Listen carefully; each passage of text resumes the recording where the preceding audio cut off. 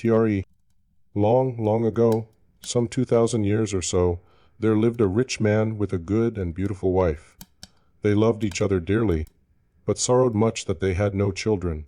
So greatly did they desire to have one, that the wife prayed for it day and night, but still they remained childless. In front of the house there was a court, in which grew a juniper-tree.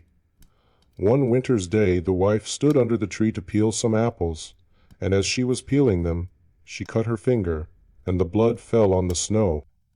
"Ah," sighed the woman heavily, "if I had but a child, as red as blood and as white as snow." And as she spoke the words, her heart grew light within her, and it seemed to her that her wish was granted, and she returned to the house feeling glad and comforted. A month passed, and the snow had all disappeared. Then another month went by, and all the earth was green. So the months followed one another, and first the trees budded in the woods, and soon the green branches grew thickly intertwined, and then the blossoms began to fall. Once again the wife stood under the juniper-tree, and it was so full of sweet scent that her heart leaped for joy, and she was so overcome with her happiness that she fell on her knees. Presently the fruit became round and firm, and she was glad and at peace. But when they were fully ripe she picked the berries and ate eagerly of them, and then she grew sad and ill.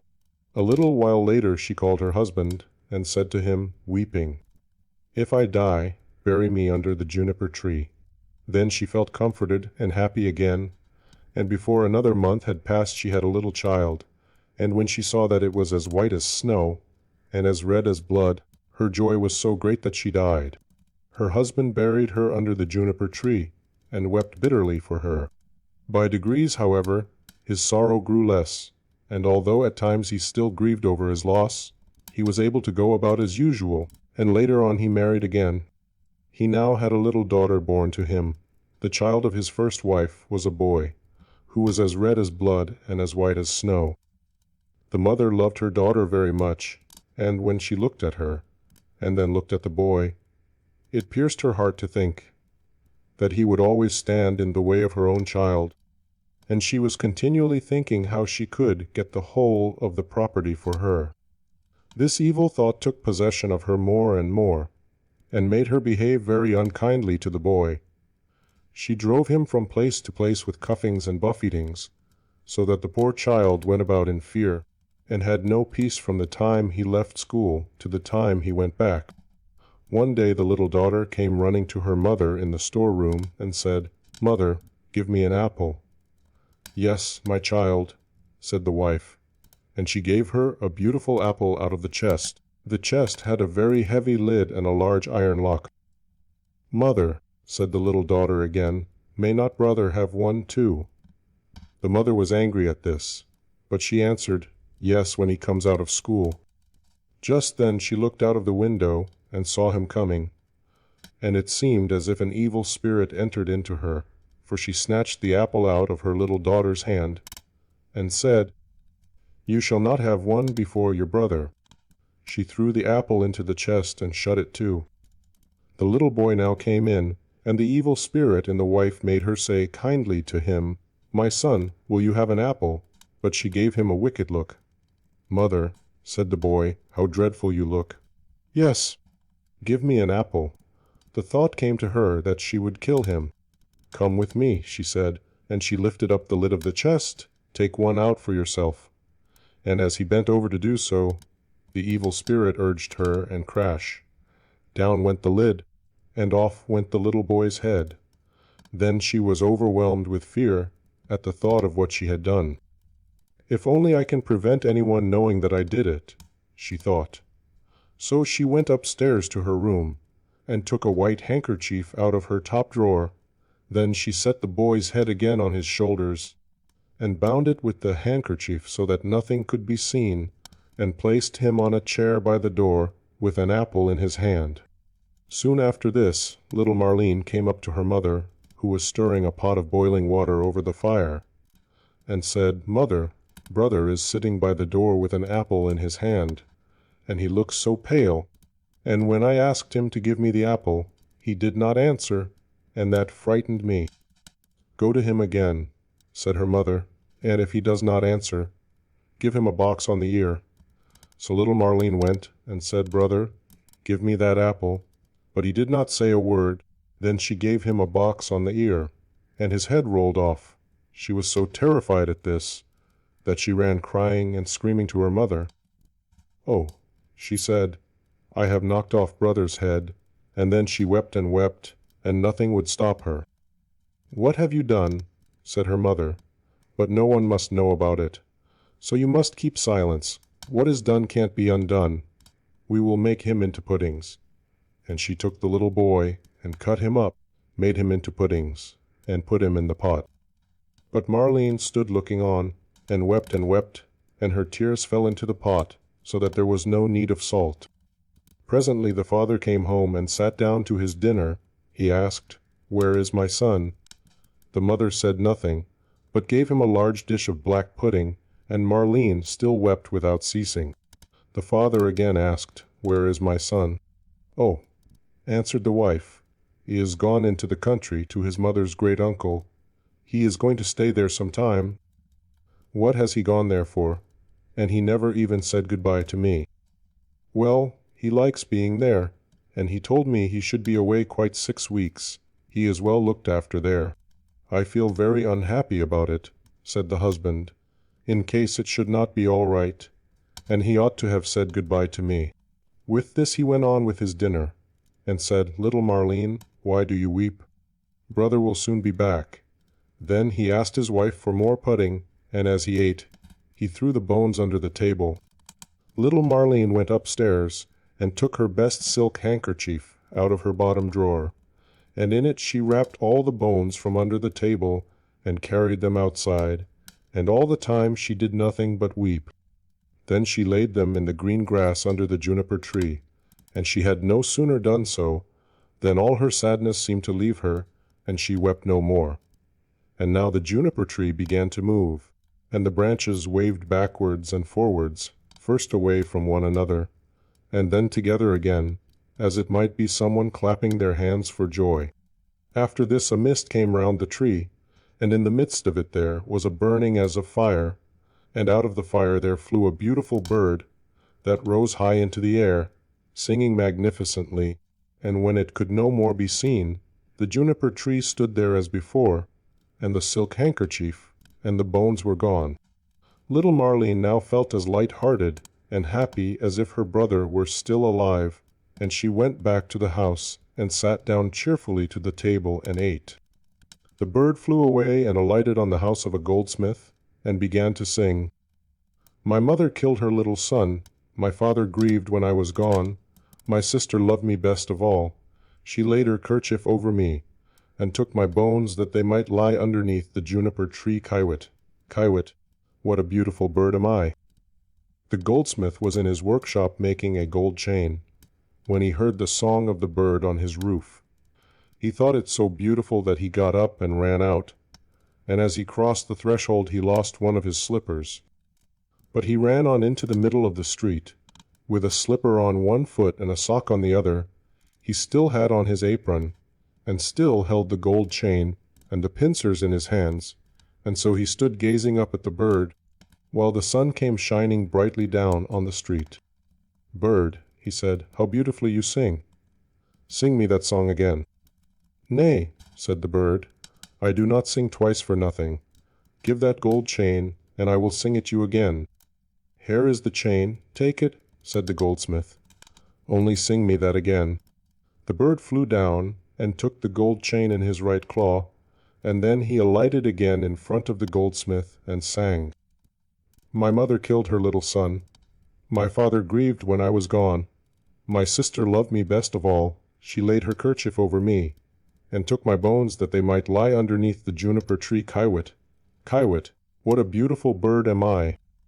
Then he flew away, and settled on the roof of a shoemaker's house, and sang, "My mother killed her little son. My father grieved when I was gone.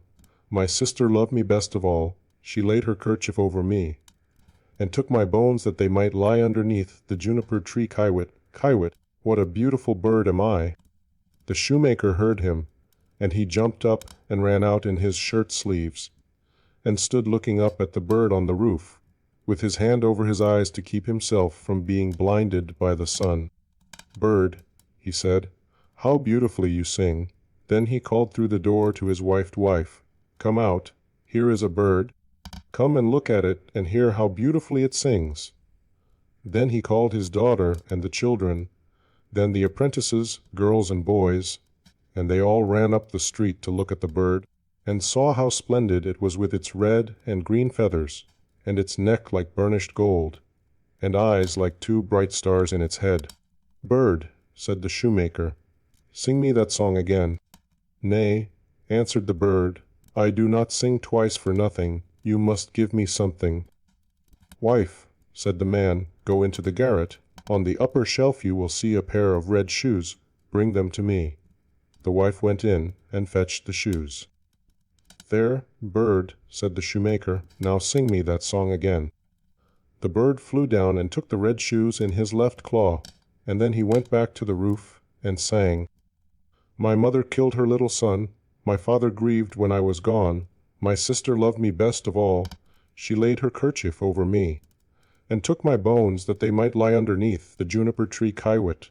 Kiwit, what a beautiful bird am I." When he had finished, he flew away. He had the chain in his right claw and the shoes in his left, and he flew right away to a mill, and the mill went click-clack, click-clack, click-clack. Inside the mill were 20 of the miller's men hewing a stone, and as they went hick-hack, hick-hack, hick-hack, the mill went click-clack, click-clack, click-clack.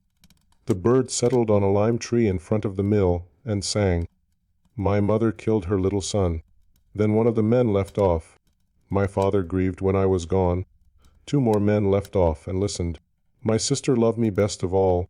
Then 4 more left off, "She laid her kerchief over me, and took my bones that they might lie." Now there were only 8 at work, and now only 5, the juniper-tree, and now only 1. "Kiwit, kiwit, what a beautiful bird am I." Then he looked up, and the last one had left off work. "Bird," he said, "what a beautiful song that is you sing. Let me hear it too. Sing it again." "Nay," answered the bird, "I do not sing twice for nothing. Give me that millstone, and I will sing it again." "If it belonged to me alone," said the man, "you should have it."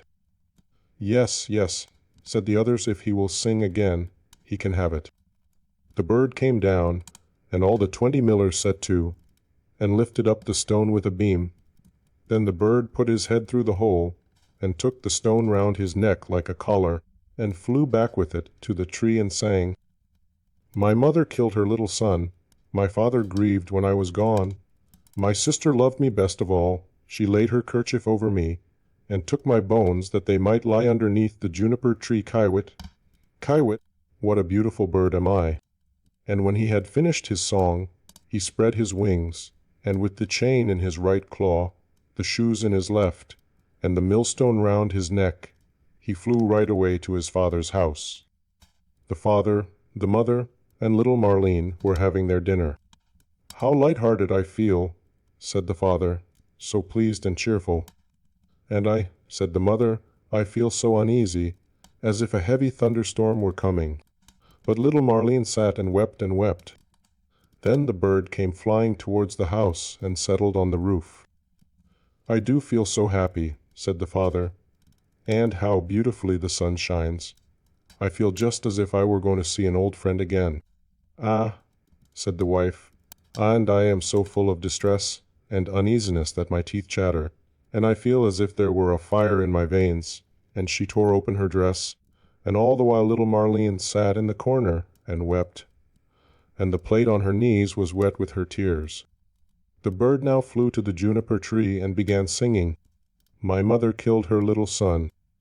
The mother shut her eyes and her ears, that she might see and hear nothing, but there was a roaring sound in her ears like that of a violent storm, and in her eyes a burning and flashing like lightning.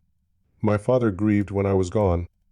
"Look, mother," said the man, "at the beautiful bird that is singing so magnificently, and how warm and bright the sun is, and what a delicious scent of spice in the air. My sister loved me best of all." Then little Marleen laid her head down on her knees and sobbed. "I must go outside and see the bird nearer," said the man. "Ah, do not go," cried the wife. "I feel as if the whole house were in flames." But the man went out and looked at the bird. She laid her kerchief over me, and took my bones that they might lie underneath the juniper-tree. Kiwit, Kiwit, what a beautiful bird am I! With that the bird let fall the gold chain, and it fell just round the man's neck, so that it fitted him exactly. He went inside and said, "See, what a splendid bird that is! He has given me this beautiful gold chain, and looks so beautiful himself." But the wife was in such fear and trouble that she fell on the floor, and her cap fell from her head. Then the bird began again. "My mother killed her little son." "Ah me!" cried the wife, "if I were but 1,000 feet beneath the earth, that I might not hear that song. My father grieved when I was gone." Then the woman fell down again as if dead. My sister loved me best of all. "Well," said little Marleen, "I will go out too, and see if the bird will give me anything." So she went out. She laid her kerchief over me, and took my bones that they might lie. And he threw down the shoes to her. Underneath the juniper-tree. Kiwit, Kiwit, what a beautiful bird am I! And she now felt quite happy and light-hearted. She put on the shoes and danced and jumped about in them. "I was so miserable," she said, "when I came out, but that has all passed away. That is indeed a splendid bird, and he has given me a pair of red shoes." The wife sprang up, with her hair standing out from her head like flames of fire. "Then I will go out too," she said, "and see if it will lighten my misery, for I feel as if the world were coming to an end." But as she crossed the threshold, crash! The bird threw the millstone down on her head, and she was crushed to death.